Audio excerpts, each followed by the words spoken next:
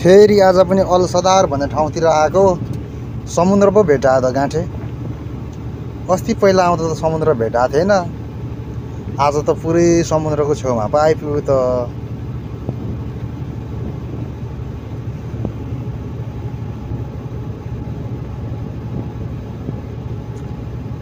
समुद्र चाहिँ यस्तो छ है, खासै ठुलो चाहिँ छैन, ठिकै छ।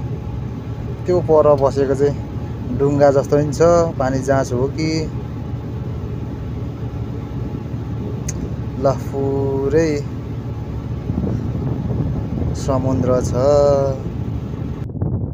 फाइनली आज चाहिँ समुद्रतिर पनि आइपुग्यो है त।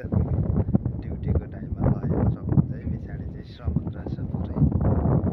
ल पुरै समुद्र ओ त्यो परबाट चाहिँ डुङ्गा भन्छ कि यसलाई, पानी जाँच भन्छ हौ। निकै रेसमा आइरहेछ त यो त। अनि डुङ्गा त यति फास्ट नआउनु पर्ने।